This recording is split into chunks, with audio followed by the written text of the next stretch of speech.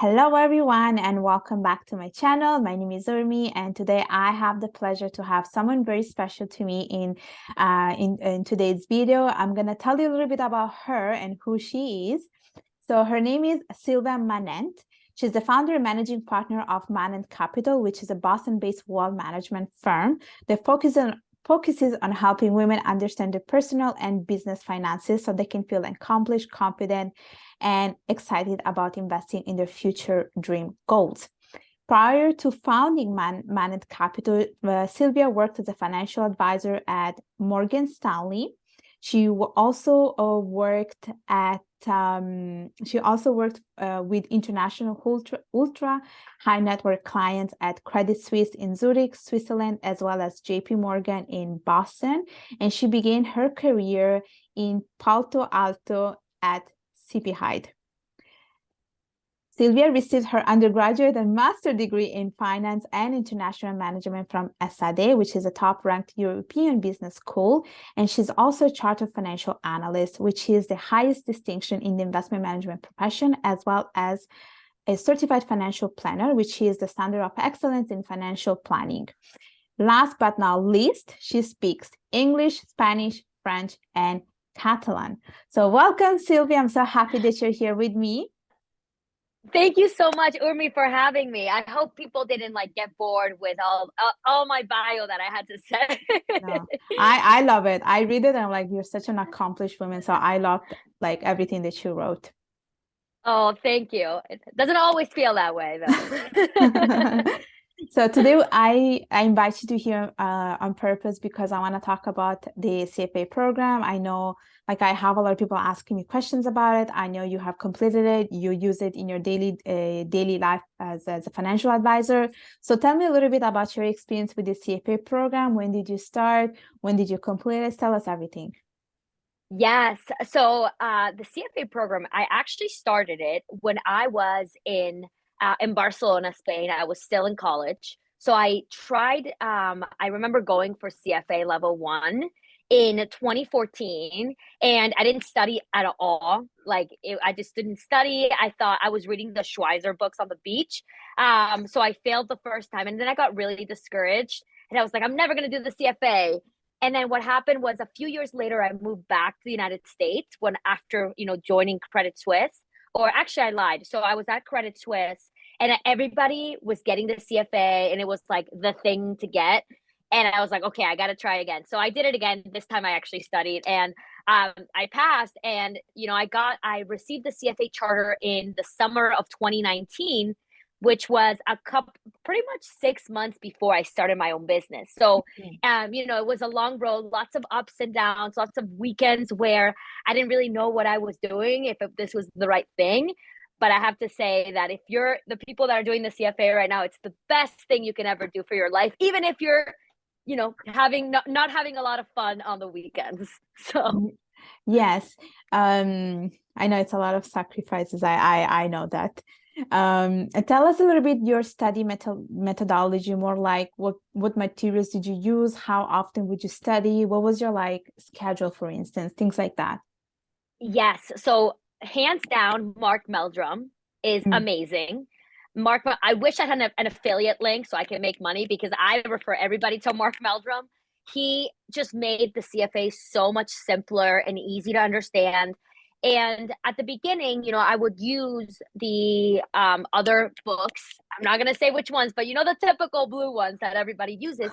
And the problem for me was that I just didn't fully understand them because they didn't have the entire thing. So what's great about Mark is that he actually goes through the CFAI material and he explains them in videos. So while you're, reading the book, you can watch the videos. And I'm a very visual learner, and I love being able to listen to him when, coming back from work, and I would, listen to his, I would actually, while having dinner, I was single at the time. So I would have dinner and watch Mark Meldrum while having dinner as my relaxation. And then in the morning, what I would do is I would do all the practice problems when I was really, really fresh. So I would try to learn the material after work when I could just sit and listen to him. And then in the morning, I would do all the practice problems. But I only used the CFAI material. So when I passed all the exams, that's something that I definitely encourage a lot of people to do, is because they're the ones, the CFA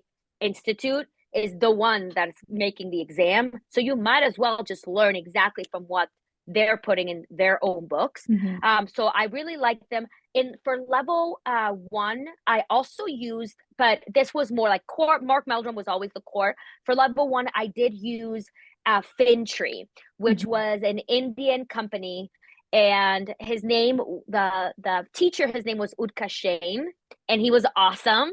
And he just gave you like, what I loved about him is that he gave you like little tricks to memorize things. So a lot of the times, right, I would learn this material from Mark, and then what I would also learn that stuff, because sometimes there was like ways that I would remember things where Fintry would do it. So I had both. And for level two, I did pretty much the same thing.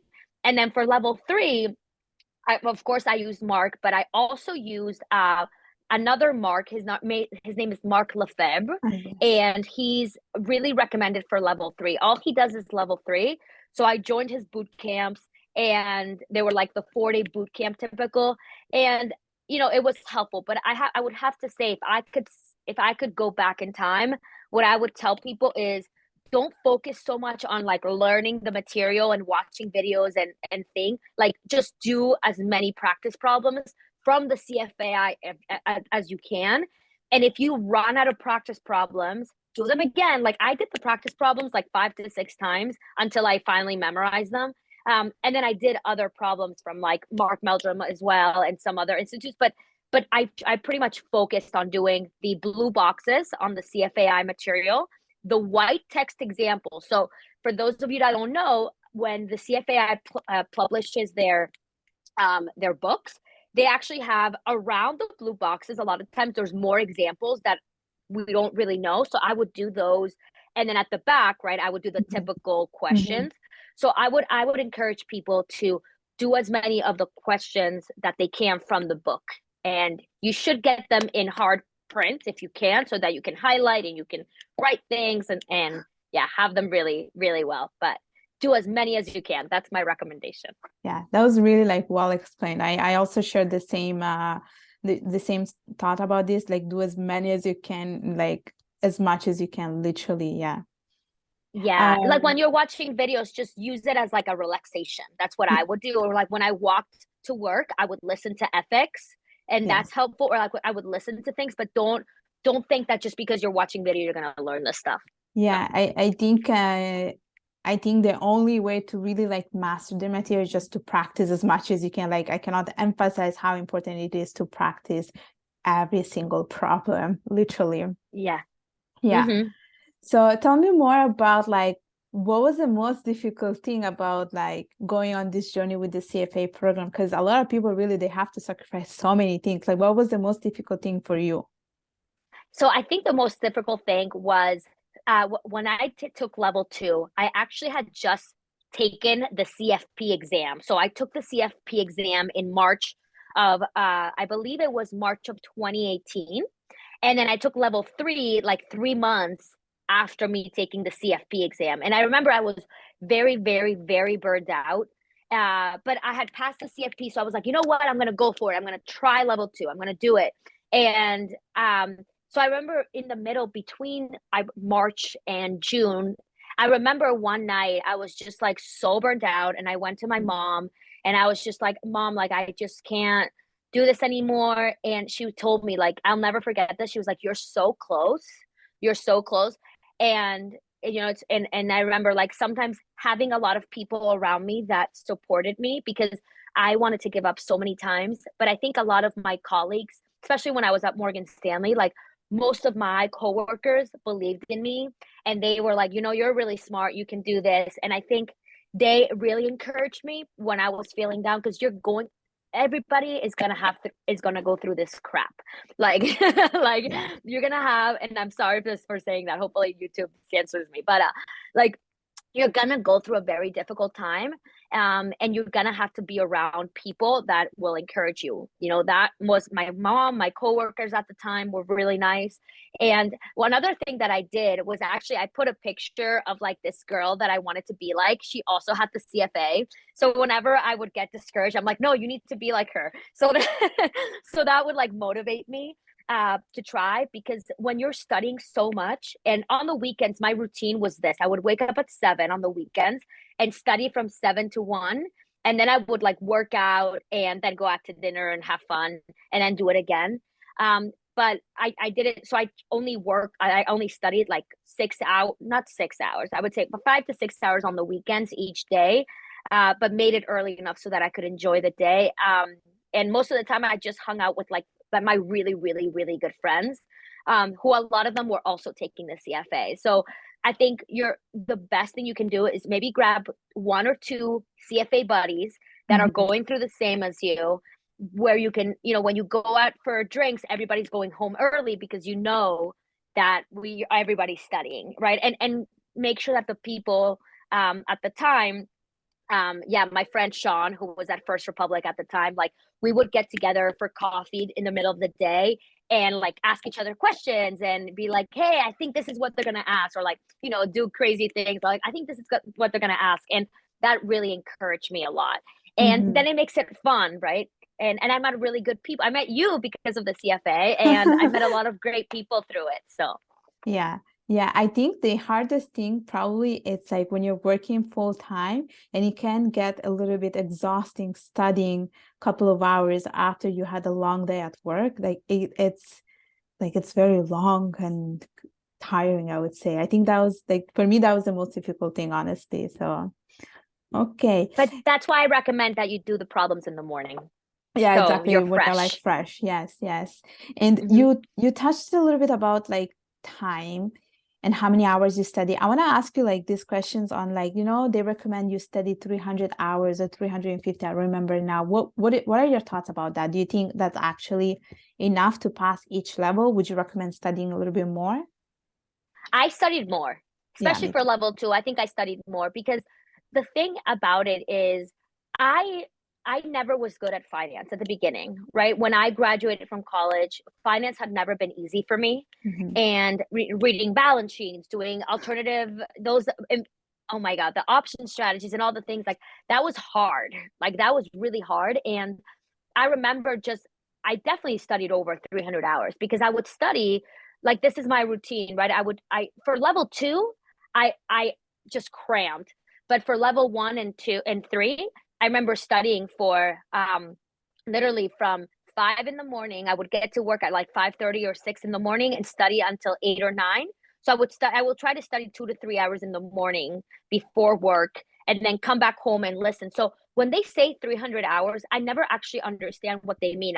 Do they mean like 300 hours doing practice problems, 300 hours just watching videos? Like, Mhm. what do they actually mean? So I would go with the sense of start 6 months in advance and make it a habit to do at least 3 hours a day of studying. In the morning, do 2 hours. After work, maybe do 1 or 2 hours. Just listen to videos, something that's easy. Mark Meldrum makes it really fun, and at least I enjoyed it. And I think one of the things that you need to realize that maybe you need to study more, but if this gonna like the reason why I took the CFA is because I was like, this is gonna be the profession that I choose. I want to Mhm. be the best that I can be. Mhm.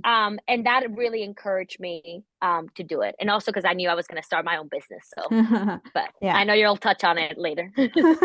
Yes. So now it's been a while since you got the designation, but things have changed a lot in the industry. So I want to ask you, like, what are your thoughts on how the exams have changed? Because honestly, like we can see the passing rate right now, they're like really bad, and they made the exams much harder, I think. What are your thoughts on that? So I think they made the exams harder because of the whole computer base, since there's more efforts right now. I believe it's 4 times a year that you can take it, and in the comfort of your own vicinity, which I think is a lot better. Because I remember when I took level 1, having to fly.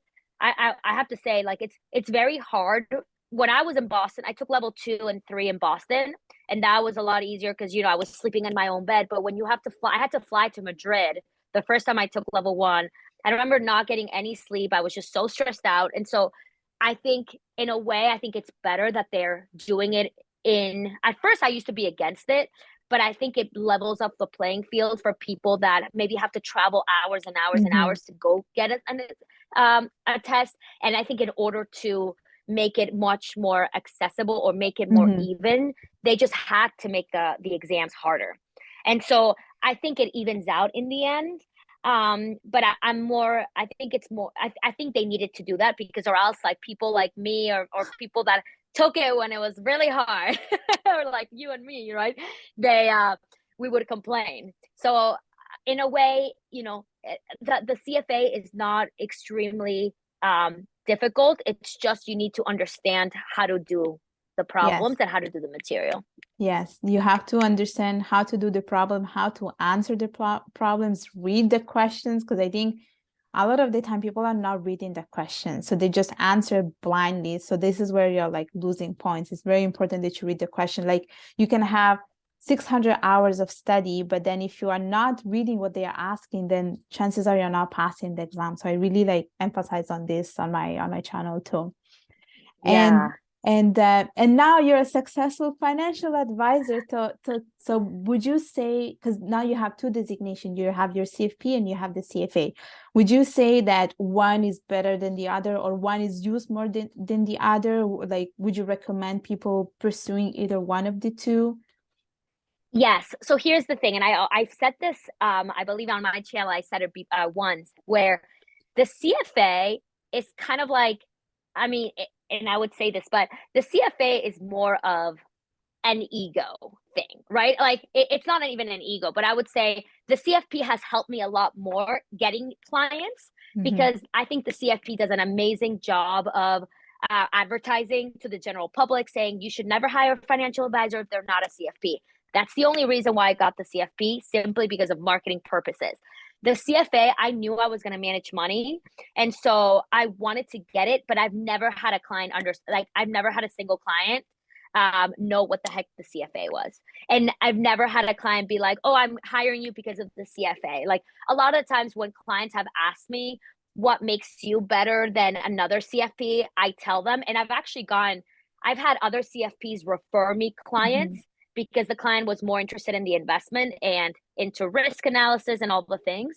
So they actually would refer me clients. So in that sense, it has helped me. But I would say if I had to go for just one, and I was doing it to get clients and I would go for the CFP. The Mm-hmm. other thing, if you are looking to be a better investor or understand, really how to construct portfolios, and you also kind of want to have the Harvard Business School designation without going to Harvard, I think, I think the CFA is what you do, right? So I wanted the CFA simply also because I wanted to be good at my profession, but I also wanted the status that came with it. Mm-hmm. Mm-hmm. So if you don't really care about status, I don't think it's that necessary. Mm-hmm. And especially if you're going to be your own boss and things, because it definitely hasn't helped me in terms of client acquisition. Mm-hmm. Since we are on this topic, tell us a little bit about your business, like because you have your own company. So tell us a little bit about that. Yeah, and I think that's also with my clients. So most of my clients, I started my company 3 years ago. Most of my clients, 95% are young 20 to 30-year-old women business owners, especially. A lot of, if you've seen the industry, a lot of women are starting their own businesses, and there's a lot of dietitians and coaches and physicians and things like, and people that are actually, making 6, 7 figures in their business, but they don't know anything about investing or how to put their money to work. So I knew there was a huge need for that. And so I started, being very active on Instagram because that's where these girls were hanging out. That's a little bit of a reason why I kind of fell off the cliff with my YouTube channel, even though I do post some stuff now about the CFA. And so with that sense, right, none of them actually came to me because of any designation that I had. Many of them simply came to me because they found me through, the algorithm, or they found a video of me and they started following me. So I don't think that so basically, long story short, I think the type of client that I have, because it's not a super, like, billionaire, and even billionaires, I don't think they even know what the CFA is. That has the CFA Institute, you guys need to do a better job of advertising. But to the general public. So I would say that's really where my niche is and who I work with. That's wonderful. Honestly, that's wonderful that you got the experience from like working in the financial industry and then you establish your own company. That's honestly like wonderful. Like kudos to you. And before we go, I know you talked a little bit about it, but maybe tell us a little bit, if you could share some tips for anyone who wants to study the CFA and wants to stay motivated while studying for the CFA. And yeah, maybe few tips, only few tips. Yes, definitely get Mark Meldrum. He is super cheap for the value that he provides. And number one. Number two is get the physical books and bring them, carrying to work, and do the practice. Anytime you have some time off, maybe you have less work, use it to your advantage.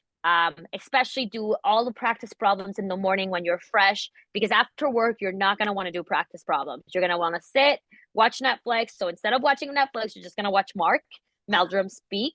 And I would say, right, don't assume that reading is going to be like, if you watch videos or read, that you're automatically going to go to the exam and pass. You're probably going to fail if you do that. So I know you probably don't want to do it, but if you really want to maximize your bang for your buck, we've said it before, but I will say it again, do the practice problems again, because that's, if you have 10 minutes, those 10 minutes are better off doing the problems rather than reading the material, because you need that active learning. And then I would say, last but not least, like maybe grab one or two friends that are also taking the CFA and surround yourself with one or two people that really believe in you, and that they know that, when you're having a hard time, because you will have them, they encourage you and push you to get it, right? And so that, I think those are the golden steps. But do the practice problems and you'll be good. Nice. Well, thank you so much for sharing all these like golden rules, and I'm so happy that you came today here to my channel. Before we go, just tell us where people can find you and connect with you. Yes. So I'm all over my Instagram account. If you search for Wealth Financial Advisor, or if you just Google or put financial advisor on Instagram, I'm one of the first people that will come up. So you can find me there. I post a lot of things. Sometimes I post things that, make people angry with me, but it's my own company. I can do whatever I want.